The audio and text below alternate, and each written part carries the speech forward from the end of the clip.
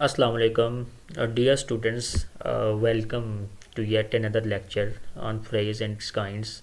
So, in today's lecture, I will be talking about phrase and its kinds, and this is a very helpful lecture from the point of view of syntax and uh, morphology that has been included in your syllabus. चौथे semester के बारे में ये है, ख़ास तौर पे इससे बाकी लोग भी फ़ायदा उठा सकते हैं। तो मैंने कोशिश की है इसे बड़े सिंपल वर्ड्स में आपके साथ एक्सप्लेन करूँ।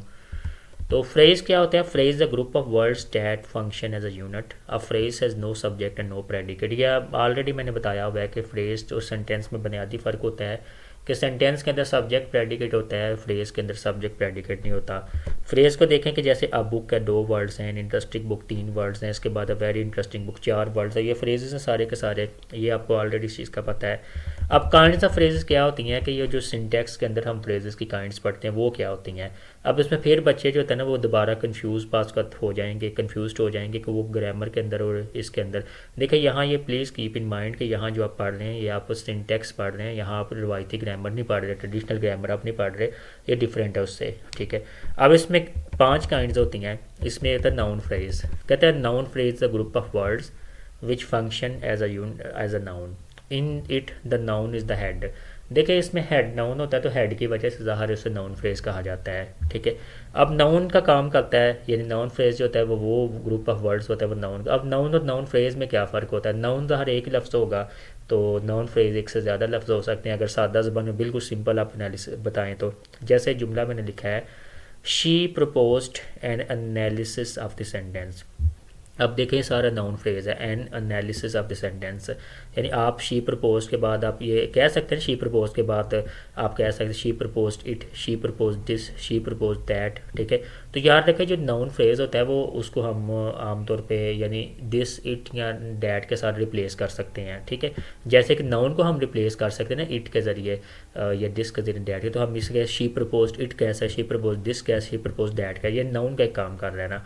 अब इसमें देखिए N analysis of the sentence एक नाउन फ्रेज है, इसके अंदर एक एन स्पेसिफाइड है। मैंने पिछले लेक्चर में बताया है कि जो हेड से पहले लफ्ज़ आता है वो स्पेसिफाइड होता है, और एनालिसिस इसके अंदर हेड है, ये नाउन है। ठीक है, इसके बाद आफ्टर सेंटेंस कॉम्प्लीमेंट है। तो यानी मैंने ये बताया इसमें एक जो फ्रेज़ होता है आमतौर पर उसके 3 पार्ट्स होते हैं, आमतौर पर 2 होते हैं, लेकिन कभी इसके साथ स्पेसिफाइड भी होता है, लेकिन हेड और कॉम्प्लीमेंट मस्ट होते हैं, ये आपने इसमें ख्याल रखना है। ठीक है, अब जैसे देखें कि इसको हम बयान कैसे करेंगे इसके अंदर, अगर आपको पेपर में अगर क्वेश्चन आता है तो देखें ये एन पे है noun phrase. Noun phrase consist of specifier and V N बार।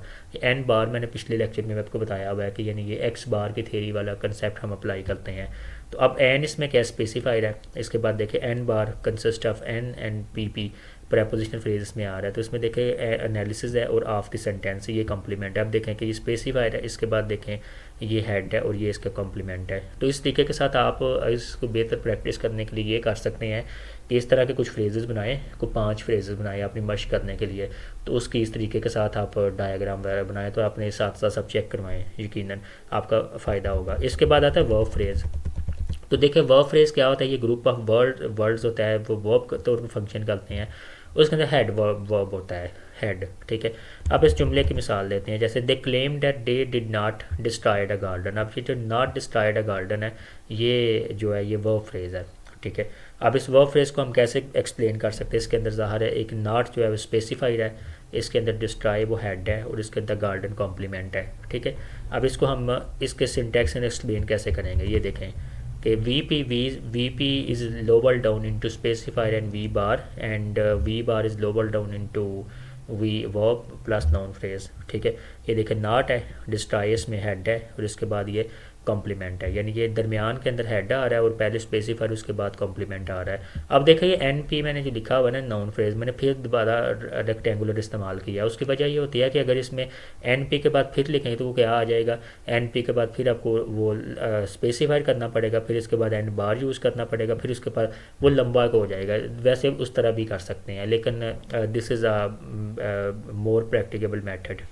इसके बाद तीसरा आता है एडजेक्टिव फ्रेज। अब देखिए एडजेक्टिव काम क्या करता है, एडजेक्टिव ज़ाहिर नाउन या प्रोनाउन को मॉडिफाई करता है, आपने ऑलरेडी इसके बारे में पढ़ा हुआ है। तो एडजेक्टिव फ्रेज भी वही काम करता है, लेकिन फ़र्क क्या होता है, एडजेक्टिव एक लफ्ज़ होता है, एडजेक्टिव फ्रेज जो होता है ना वो ज़्यादा लफ्ज़ होते हैं। ठीक है, इसमें हेड जो होता है वो एडजेक्टिव होता है। Adjective phrase is the group of words that function as a unit. In it the adjective is the head. अब जैसे देखें ये जुमला लिखा गया है, he is so fond of coffee, ठीक है, he is so fond of coffee. अब इसमें देखें कि इसमें फॉन्ड है वो एडजेक्टिव है, ठीक है, फॉन्ड जो है, फॉन्ड क्योंकि ही को डिस्क्राइब कर रहा है ना, हाँ फॉन्ड, तो ये ज़ाहिर है वो होगा। तो अब अगर हम कहते हैं ही is so fond of coffee, ये पूरे का पूरा जो फ्रेज़ है ये ही के बारे में है ना, ही को डिफाइन कर रहा है, तो एडजेक्टिव फ्रेज़ होगा।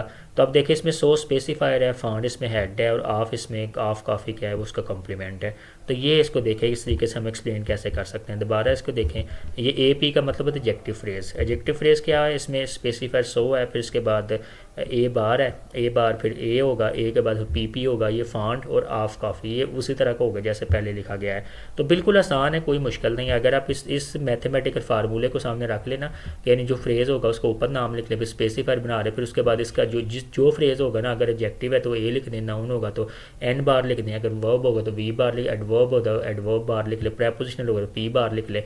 ये फार्मूला आप जहन में रखें, आपको उस फ्रेज़ का कंसेप्ट कभी भी कंफ्यूज नहीं करेगा इंशाल्लाह, ठीक है। अब आगे देखें, आगे होता है प्रेपोजिशन फ्रेज़।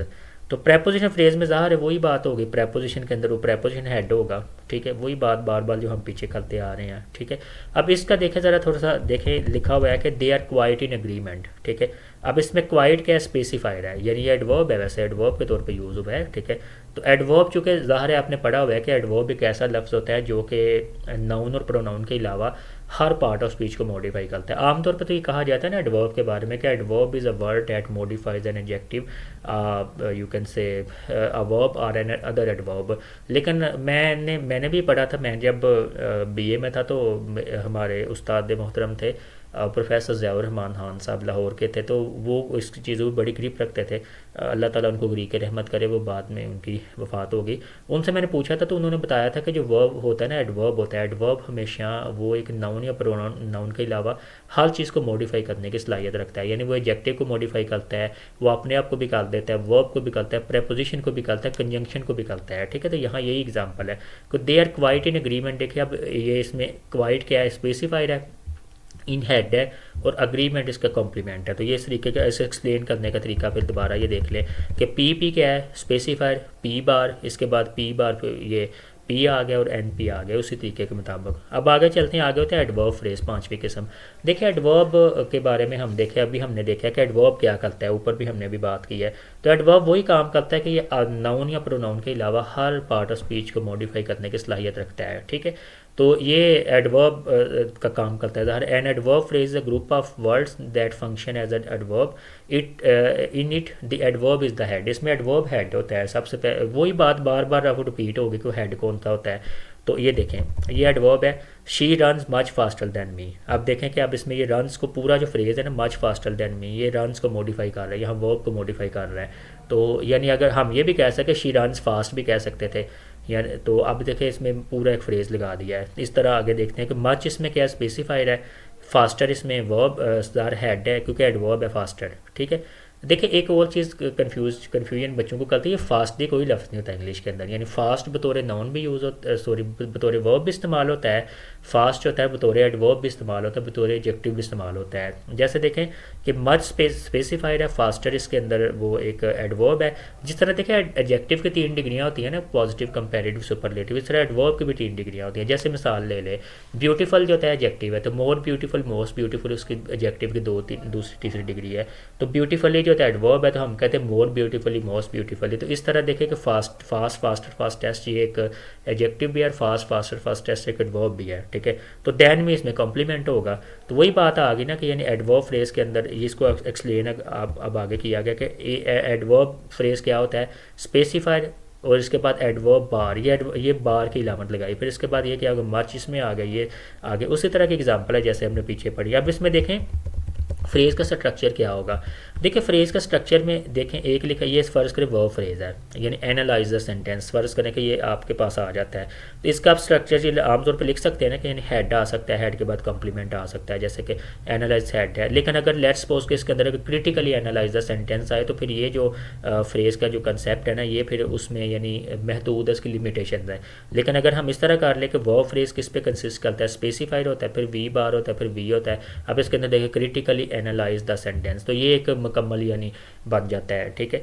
तो आप इसको करें, लेकिन मैं आपको फिर दोबारा ये कह रहा हूँ कि आप इसको करने के लिए ना पाँच पाँच आप जो था ना हर फ्रेज़ के, यानी फ्रेज़ बनाएं पाँच पाँच, पाँच नाउन फ्रेज़, पाँच वर्ब फ्रेज़, पाँच एडवर्ब फ्रेज़, पाँच पाँच करके ना ये तकरीबन 25 बन जाएंगे। तो इसको फिर आप ना आप इसके बनाएं, ये जो डायाग्राम है ये बनाएं, और बना के आप फिर अपने इसातिज़ा से इसका चेक लाजमी करवाएं, चूँकि जितनी आप प्रैक्टिस करेंगे उतनी आपके लिए बेनिफिशियल होगी।